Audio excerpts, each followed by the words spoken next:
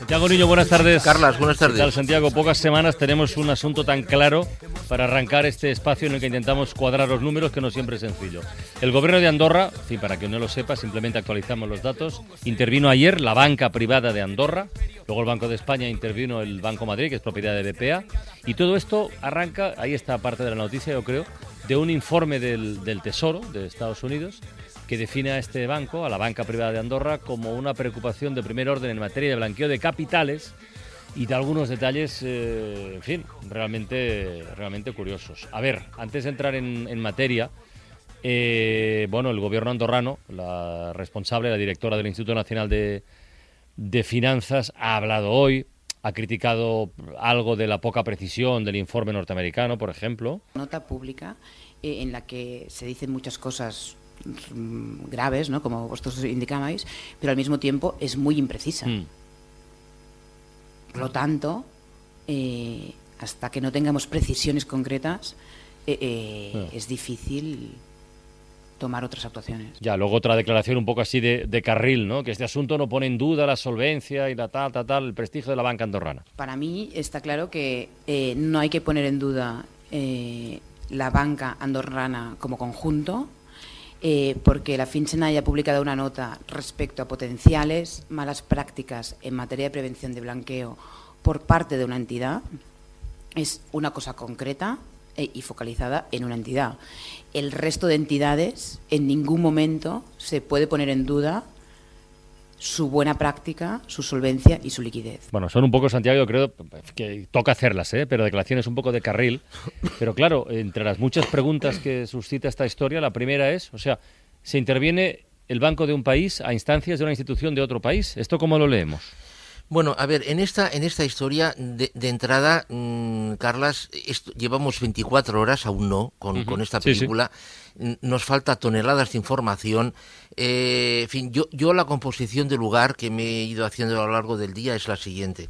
A ver, a mí lo que me sorprende enormemente es que, tal y como ha dicho la señora María Cosán, la directora del INAF, me sorprende muchísimo que si ya llevaban investigando tiempo, parece ser, a este banco, sus cuentas, etcétera, etcétera, porque el INAF tiene total autoridad para realizar investigaciones en la banca andorrana, ¿por qué ha tenido que ser un departamento del equivalente al Ministerio de Hacienda de otro país el que ha puenteado al, entre comillas, equivalente al Banco Central de Andorra, que es el INAF, pasando también por encima del gobierno de Andorra? Es decir, a mí esto es lo que me sorprende enormemente.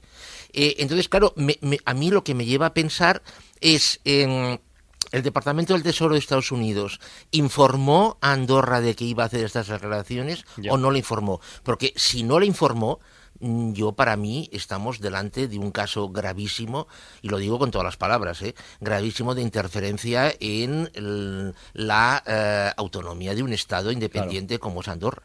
Yo es que, en fin, a lo mejor me falla la memoria o me traiciona, pero yo recuerdo algún informe, incluso algún libro publicado sobre las cloacas del sistema financiero, sí, donde se habla de, en fin, entidades muy potentes, como el HSBC, por ejemplo, y se habla de blanqueo de capitales, de dinero procedente del narcotráfico, de la venta de armas, etcétera, etcétera. O sea que esto no es algo que, digamos, ocurra, si es que ocurre, solo en este banco de Andorra. No, si esto ha pasado, además pasó en Suiza con el Credit Suisse y UBS y tal, no, pero esto ha pasado.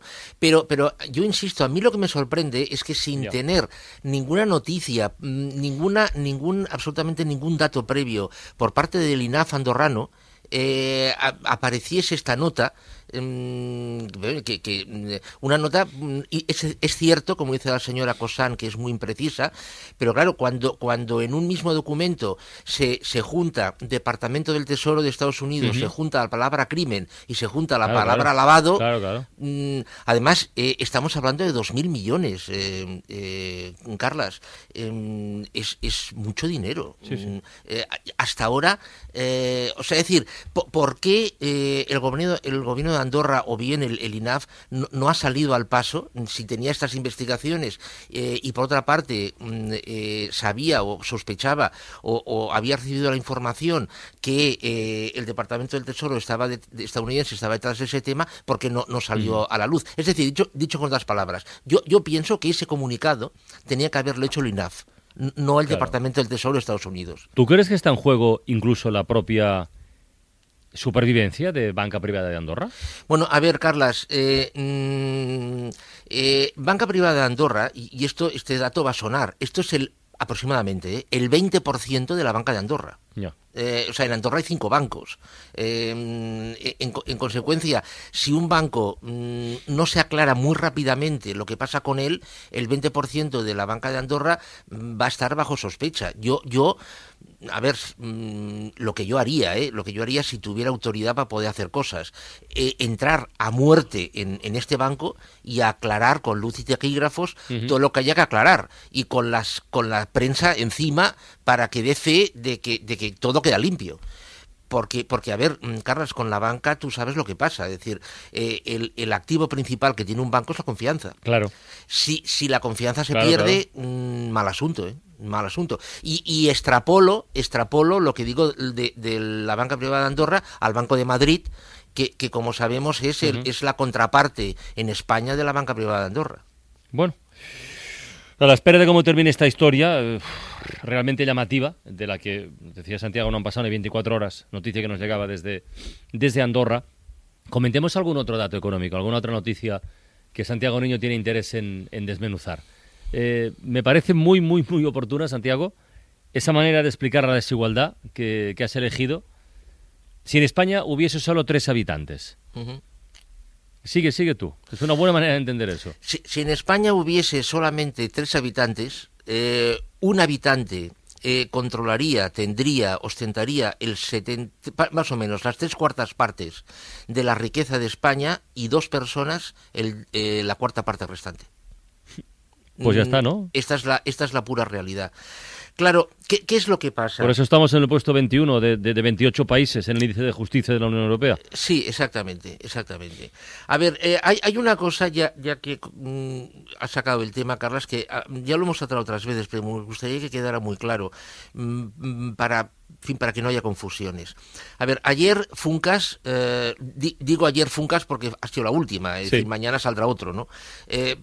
Presentó previsiones económicas sobre España, crecimiento, paro, inflación, etcétera, etcétera. Bien,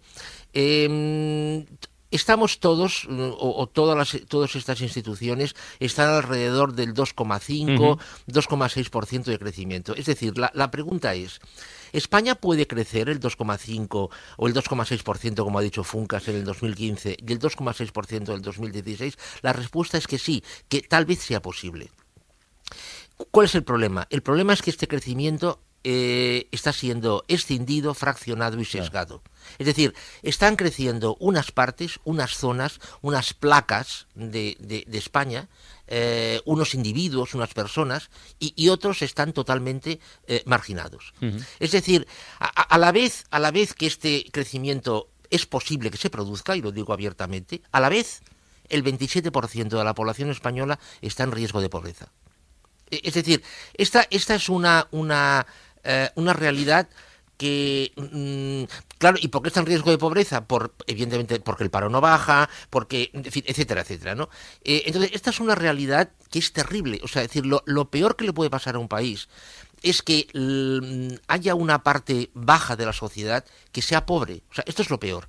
Esto ya lo hemos comentado muchas veces, Carlas, que el hecho de que el señor Amancio Ortega tenga 80.000 millones, esto no tiene ninguna importancia. O sea, esto es exactamente indiferente. Mejor para él y que lo disfrute mucho. El problema es que haya en España gente que tiene que pasar con 300 euros al mes. Claro. Ese es el problema. Entonces, si esto no se arregla, es decir, si este crecimiento no hace que esta cantidad de gente, el 27% de la población española, no suba su renta, y que el señor Amancio Ortega suba lo que quiera, aquí tenemos un problema muy grave. Un problema que se puede, o una ecuación que puede resolverse o puede ser respondida con la vieja teoría geoeconómica de norte y sur, o ya es transversal? No, que va, que va. O sea, es decir, el norte-sur, a ver, claro, evidentemente Dinamarca es más rica que nosotros, o sea, eso por descontado, pero bueno, esto ya no es el tema. Se está creando una situación, como decía, sesgada, una situación escindida, fraccionada. La población de una región puede tener 3 o 4 zonas potentes y el resto no, etcétera, etcétera. Recordemos, por ejemplo, que en la riquísima Alemania, sí, el 50% de la población de Berlín necesita ayudas sociales para vivir. Cuidado, Carlas, sí, estamos hablando de esto. Es decir, hoy en día la marginalidad, la pobreza, en fin, los trabajadores pobres, etcétera, etcétera, yo pienso que no están vinculados ni a un país, ni a una zona, ni a una ciudad, en absoluto. Hoy pueden estar a caballo de distintas zonas, distintas regiones. Que, por cierto, esta es una situación que, si ahora tú me preguntas, bueno, históricamente esto nos lo encontramos en otro momento de la historia. Sí, esto, por ejemplo, esta situación se daba en Estados Unidos en los años 20, por ejemplo. Ya. O sea que todo el recorrido que hemos tenido del modelo de protección social, redistribución de la renta, vía fiscal, etcétera, etcétera, esto se está perdiendo, Carlos. Bueno. Se está perdiendo. Bueno, pues nos quedamos como casi siempre preocupados e inquietos con lo que nos cuenta Santiago, pero en fin, es una mirada que nos interesa muchísimo y que completamos siempre.